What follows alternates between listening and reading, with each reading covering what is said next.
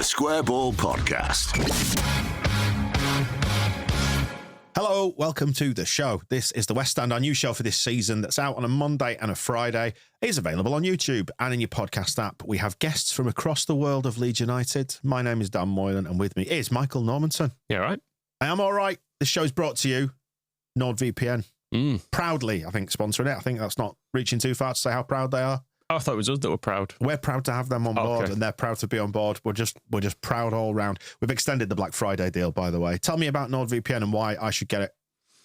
A lot of football around Christmas time. If you need to be abroad. Yeah. I'm doing air quotes. Or equally, if there's a lot of stuff you might want to stream, but certain areas maybe have certain programs available or films available, but only if you're in America or Europe or something. You're telling me if I want to change my region, you can zigzag about the globe. You can do that. What's the word? Not metaphorically. Virtually, that's the word I was on a virtual private network. And let's say you're around at your nan's house at Christmas as well, and you don't want her to know what you've been browsing. You want to keep everything nicely locked down and private. Get yourself a VPN. Get yourself NordVPN, the fastest VPN in the world. And the deal is an extra 4 months on top of your 2-year plan, which is already discounted as well. So you can find that. Yeah, use the URL nordvpn.com/TSB. Do you want to know another great bonus as well, Michael? Go on. You can use one NordVPN account on up to 10, count them, same as your fingers and toes. Yep. Yeah. He's doing it, yeah. 10 devices. Nice. Yeah. There's a lot of devices, that. Yep. I mean, your telly, your phone, your console, all that sort of stuff. And I can endorse them as well because I was already paying for it before they linked up with us. nordvpn.com/TSB and get that exclusive continued Black Friday, Cyber Monday, all year round deal by the looks of it.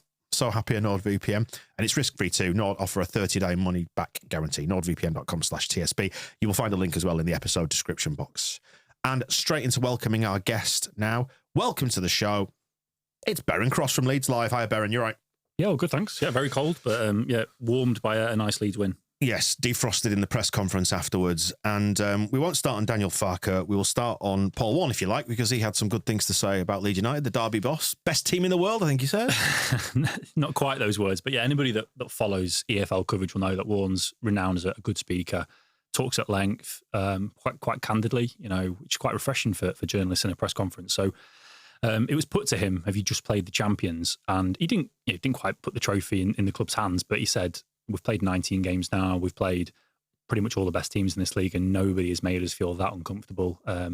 Our fastest players couldn't get by their fastest players. A golfing class, effectively. Very, very impressed. Says he's not felt that uncomfortable on a touchline this season, which pinch of salt, because I think Leeds fans know how good Leeds are, and they know that they are title favourites for many, many people. But it's always just nice to get a bit of a confidence booster, isn't it? Well, because they're not plagued by the same existential dread and terror that we are.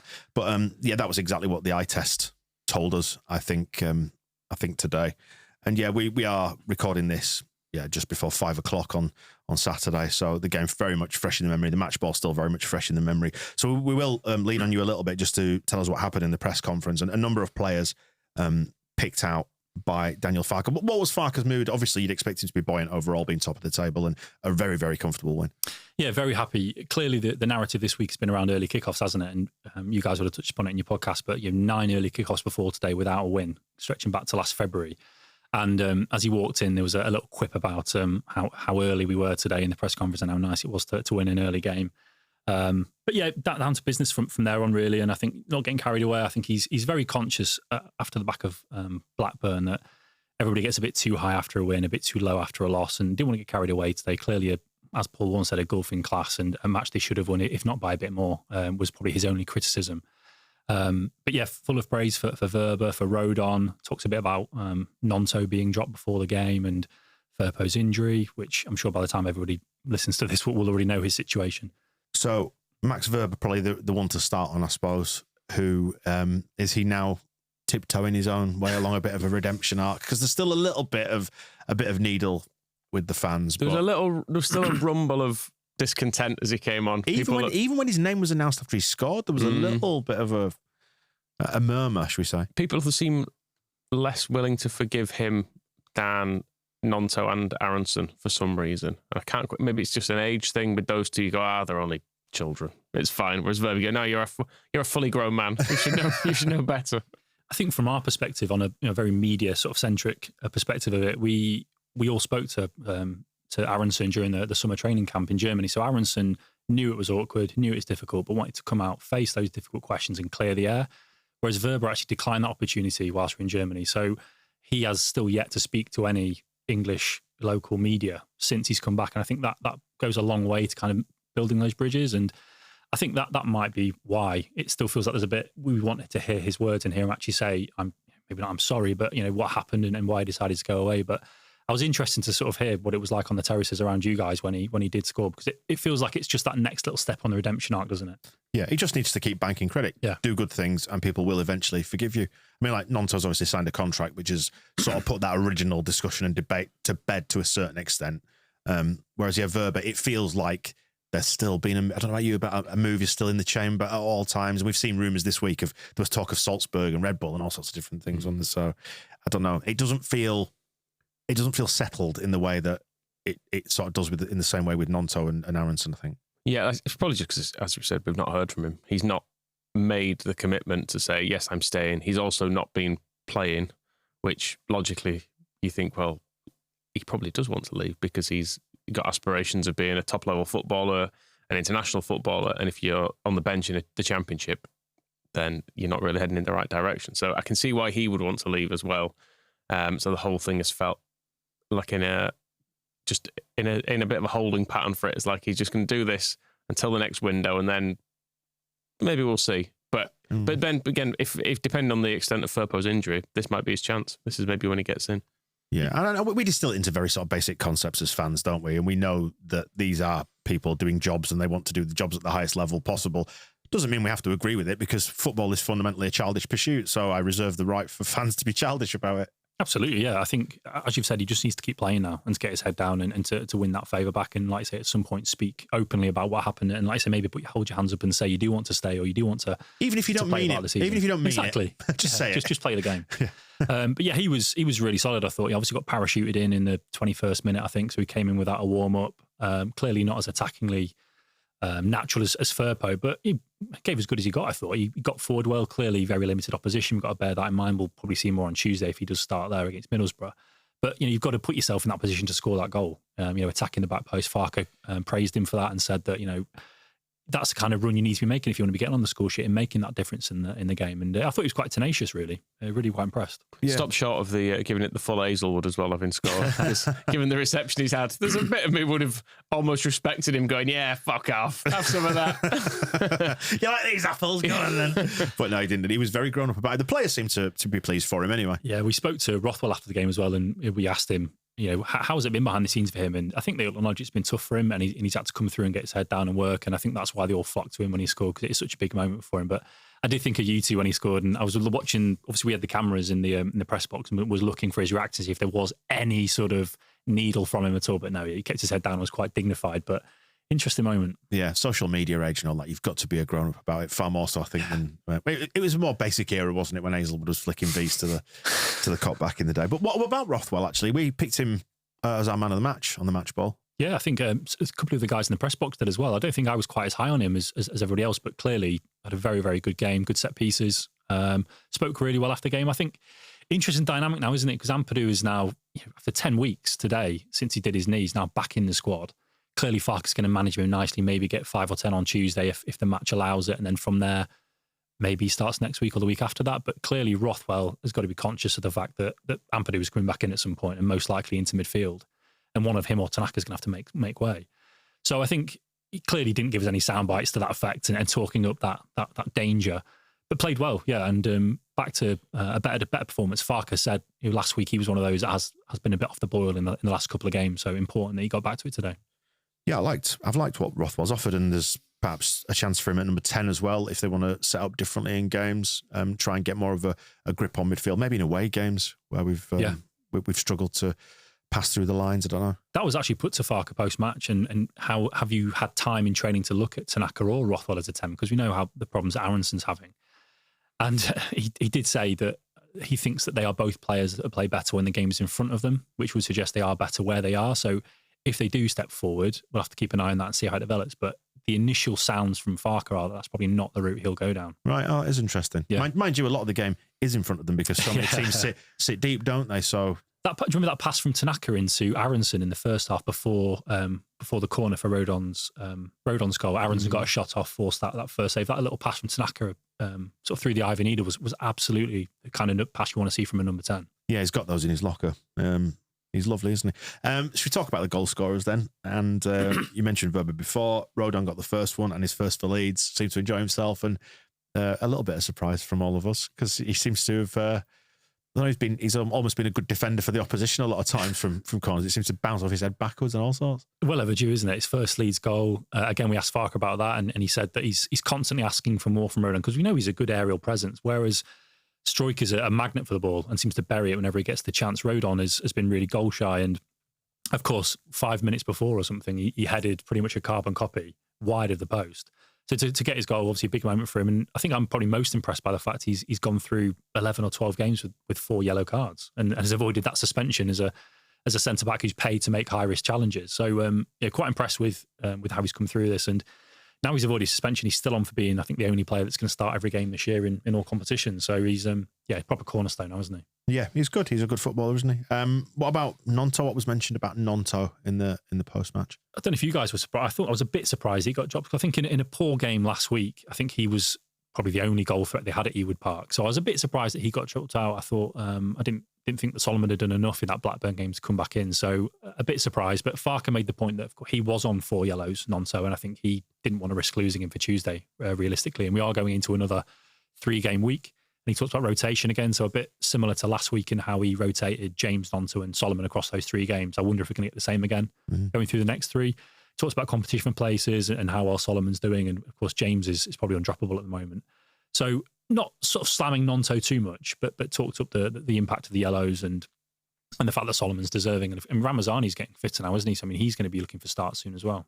Yeah. Options. Yeah, the squad looked really strong today, didn't it? I mean, when you see Ampadu come back in, Schmidt comes in, no kids on the bench, leaving a lot of good players on the bench. Squad's in a really, really good place. We were saying that on the match ball, weren't we? That it's becoming a nice problem to have, the depth of the squad. I think any of our wingers start in any other team in this division. Yeah. So to have a choice of 4 is just ridiculous, really. And the way that we play, the wide men feel particularly crucial to the system, I think. So having those options and that strength in depth is probably a good thing, I think. Yeah, that's the only where there's space, isn't there, out wide. When you've got today 10, 11 men behind the ball, camped on the edge of the box, the only space you've got is out on those flanks. And you had Firpo, before he went off injured, going wide. You had Bogle actually inverting and James staying wide. So that's, you need your best players out there to beat a man, commit a man, and then get these final balls in. We were laughing at how kind of free-form Jayden Bogle was at moments in today's game. It felt like one of his slightly more loose performances. You almost don't need to be defensively responsible, do you? When the opposition is that inferior, you can kind of cut loose a bit. And I'm sure Farke might have words with him if he doesn't sort of stay within the structure he sets for them. But yeah, Bogle was a little bit wild at times, wasn't he? Yeah, and we saw it actually against Watford when Firpo somebody started running at Firpo for once, and you saw him turning back towards his own goal, which is something. But it was almost jarring because you don't see it. I mean, the memory is definitely there of Firpo struggling with people running at him. But yeah, you don't generally have to do it, do you, in this division? Because we just have the ball in their half for more or less the whole game. Yeah, they're effectively functioning as 2 additional wingers at the fullbacks in this system. Which does bring us on to Firpo then. Yeah, so I think Farke hasn't obviously had a scan yet straight after the game, but he's pretty sure that it'd be a tall order for him to now make Tuesday night's match against Middlesbrough. It was a right hamstring. Ironically, not the issue that we thought he might miss the game with originally, that knock in training that you mentioned on Thursday. So tight turnaround for Tuesday. I think unless, I don't know if we had a prognosis on Byram and how long Byram will take, but I think given that the Wöber scored and he played at least 70 minutes today, I think it would be Farke's style to keep Wöber in there. And if he's not going to have sort of the attacking impetus that Firpo might against a decent opposition like Borough, at least he's going to hopefully lock down that left flank defensively. I didn't see the team when it was announced, and I didn't pay heed to the bench. And it was only when we were on the match ball and I looked through the subs that had been made, I noticed that Schmidt was on the bench. I thought he was struggling as well. Yeah. He came back in. I think he'd missed 4 weeks since he came. He had that cameo against QPR, and I think he impressed people from the bench. But he, again, a bit like Wöber, really, it's just been stop-start for him. And I think he's obviously come in from quite a low base anyway, as very much the 4th choice fullback. an injury have just set him back. And Farke has been quite sort of publicly critical of him at times in his level in training and just consistently being there and getting those minutes in his legs. So I think given the way Wöber's played, Schmidt will be on the bench again on Tuesday. But yeah, another option there for them. From a journalistic point of view, any big takeaways from today then? It was hard not to just see another very typical game against Championship opposition at Ellen Road. Yeah, it was really tough to come away today with any real talking points to learn much from that, because Derby were so inferior and ask so few questions. I don't think there was much at all you can learn from that. To be brutally honest, everybody played as we expected them to play. How do you make sense of a performance like Blackburn wedged in between two games where the opposition has not laid a glove on us at all, but at Blackburn we looked like we could have played for days and not scored?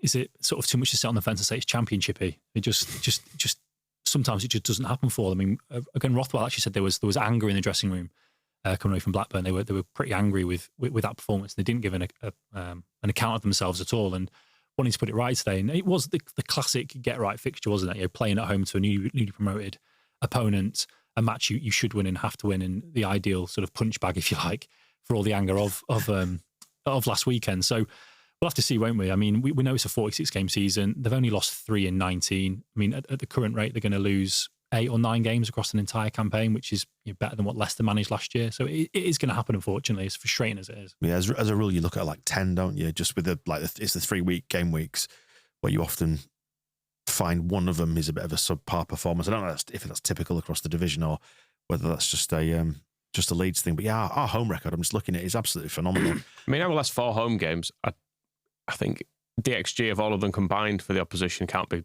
over 1. So well, Plymouth, QPR, Luton, and this. There was not much at all, was there? No, Luton had a couple of very late chances, I suppose. We've played 10 at home. We've won 8, drawn 1, which is the Portsmouth game, which we should have won. Yeah, comfortably. We should have been out of sight in that game. And then you got the slip against Burnley. That's essentially that was a flip of a coin game, I feel like. Yeah. So we could quite easily be sitting on 10 out of 10 under not hugely different circumstances. And yeah, take that opening day out of the equation. We've scored 22 goals at home and conceded 5. So, you would have conceded only 2 at home after that Portsmouth game. And that's looking at the league, because we did have that Middlesbrough game and we faced them again. Yeah. Which scares everyone. But thankfully, Ruter's not leaving this time and isn't leaving under a cloud. And it's true. It's an easy excuse for Farke to have made at the time, but it was a heavily changed team, and clearly they're all pretty distraught about Ruter leaving. But yeah, we'll ask him about that. We're seeing him on Monday, so we'll definitely put that to him and sort of exercising those demons. I mean, what will you actually ask him on Monday compared to what you will have asked him in the last half an hour, Beren? How do you do it? Because there's 46 games. There's a pre and a post match press conference. So you're talking 90 odd press conferences, 100 with cup games, presumably. It's even worse after the midweek games. I think we had, Luton was a Wednesday, wasn't it? So we had him post-match Wednesday, and then we saw him the following Thursday. The next day, you're less than 18 hours after full-time with seeing him again. You again. And you having to come up with new questions. And often a lot of it is focused around the opposition, because that's the one thing that has changed, and you're looking at a different team against. But in terms of injuries and things, not a lot will change. We'll obviously ask for an update on Firpo. We'll see how Byram's doing. But other than that, after a regulation 2 and a win like that, there isn't a lot to get into, no. I'll tell you what, here's a theory for you. Just like this thought. Do you agree that maybe we will understand the shape of this season overall when we play Derby again in a few weeks down at their place, and how different that game will be to the one we've seen at Ellen Road today, and how our home form stacks up against our away form? Because today was an absolute walk in the park. No two ways about it. We've made heavier work of the away games. So perhaps we get an indication of how the whole thing is looking when you factor in today and the away game at Pride Park in a few weeks. At the risk of taking every home game for granted, you are looking more now at the away games and thinking this is where they're going to make or break the season, because you do try and sort of take those home games as 3 points invariably. So I think going away from home, that is where they need to cut the mustard a bit better. And I mean, to Michael's point about last Saturday in Blackburn, we know that was a really difficult performance, not good at all. And I wonder if next Saturday's performance on the back of another 3-game week, whether that's where the acid test is in, because it's going to be another early kickoff, isn't it, against Preston, and that was basically the circumstances of the Blackburn game. So I think today's fine, because they've had a clear week. They've got that early kickoff monkey off the back. Going into Tuesday will be a tough game, but again at home, be interested to see what Borough do, because I think if Borough come out and try and play, could be a bit of space there for Leeds to attack. And then the Preston game is arguably the bigger acid test, again in Lancashire, early kickoff, 3-game week, be tough that. They're drawing a lot of games, Preston at the minute at home. So Good with ball, way out ball. Way out ball. Yeah. Looking ahead to the Borough game, they're very, very hit and miss. Clearly not a bad side, one of the better sides in this division. Well, as just simply reflected in the table, they sit 5th at the minute. I was kind of hoping they'd lose Carrick at some point. I've got to be honest. And when the way West Ham have been going, I was thinking, they'll fancy. He knows the club. They'll go in for that. Lampard's just got a job. Have West Ham played yet this weekend? That's the They question. play Monday. It's too late. Oh, right. Okay. It's too late. He's going to get sacked at some point, but it's too late for him to be stealing Carrick. Tuesday at that point. morning, Carrick just jumps on a train down to King's Cross. There you go.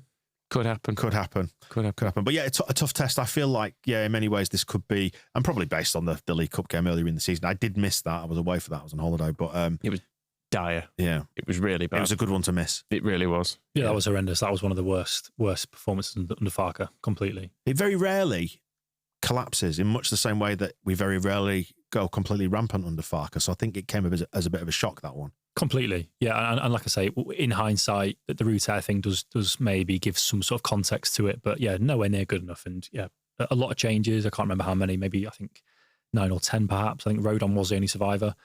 But yeah, Middlesbrough, the stats are really, really good. If you go and do any sort of dive on FotMob or anything like that, they have got very good stats right up there. Sort of not as good as Leeds, but up there. But as you said, they're just not consistent enough. They either can't get the right set of players out each game, or they just chuck in the odd bad result, which is why they are where they are in the table. So it will be difficult, but when you're at home, that is a match you have to win. Yeah, Luke Ayling's lost his place, hasn't he? I think he's been struggling to get in. Scumbags. I thought you were going to call him a scumbag then. No, definitely not. No. I mean, admittedly, we did drop him too, so we're also scumbags. But yeah, it's a shame he's going well for him up there, I thought. Who's coming instead?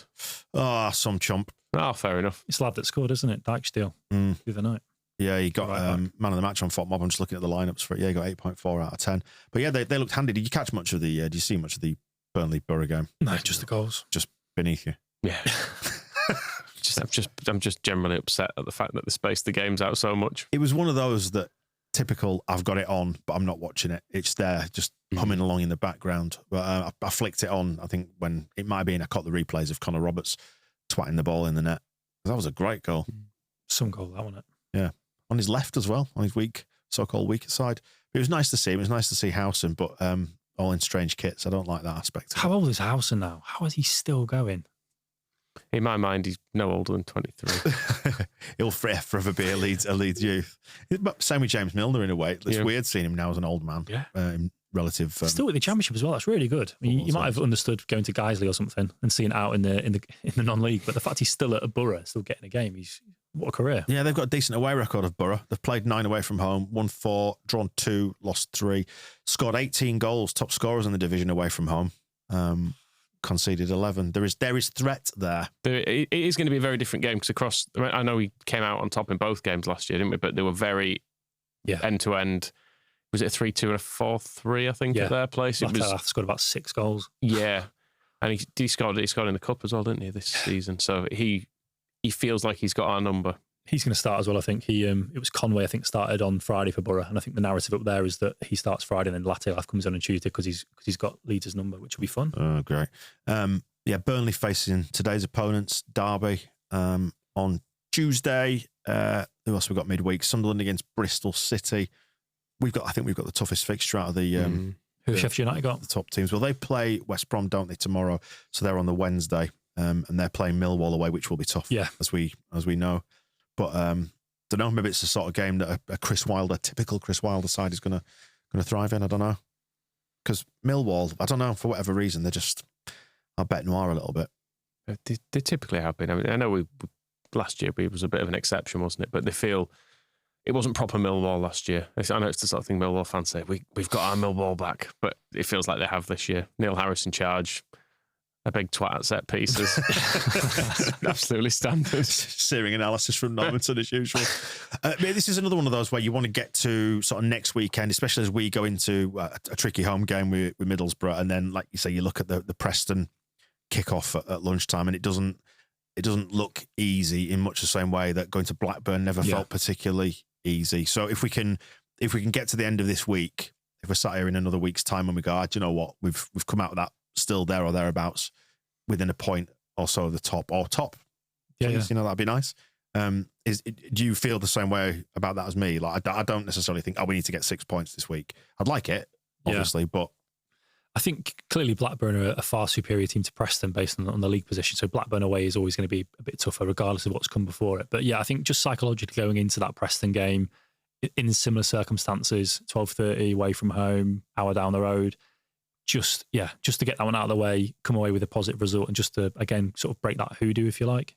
Yeah, and looking at the sort of run of things into Christmas, Oxford you look at as a probably should and probably will home win, all things being equal. That's after the Preston game. And then after that, you round to Stoke City away on Boxing Day, which won't be easy. Yeah, that looks horrible. 8 p.m. on a Boxing Day, windy, miserable, dark. Stoke, dark, all the cliches. That's got all the hallmarks of really difficult away games. You get 3 points there, that really will boost people's confidence. And then we're back round to Derby again in only 1, 2, 3, 4, 5 games, which feels a bit strange. But then Blackburn again. Yeah. Yeah, straight after that. And then we're into 20. It sounds like we're playing everyone twice. Is that correct? We are, but they normally space them out. Right. Yeah. So you don't see each other for a bit. It's not like the olden days when you'd play Sunderland on Christmas Day and then Boxing Day you'd play Sunderland at home. Like the players will just share a bus back down to West Yorkshire, like in the 1950s. But yeah, it does feel strange to have them so close together. But yeah, it's an interesting little run of games. There's plenty of bankable points, I think, in among this. And the away trip after that in early January, you're looking at then at Hull before we head into the FA Cup tie against Harrogate. There's plenty of stuff to be got, I think, out of the next run of games. I don't know about you. I think there's almost a more business-like sense about this season, that nobody's getting ahead of themselves at this moment in time, and you would imagine that's going to be reflected both with the players and the coaching staff. I certainly hope so. I mean, internally, that's definitely where they're seeing it. But I mean, based on the reaction to the Blackburn game, it's so easy to get carried away, isn't it? There's so much negativity and pessimism after one defeat or one draw. So I think internally they're trying to be more business-like about it, based on how Farke was speaking today. Cool. Well, Beren, thank you for coming down. Cheers, guys. And we'll do it again soon. And if we don't see you this side of Christmas, have a good one. Cheers. And Happy New Year. Thank you very much. Looking forward to it. The Square Ball Podcast.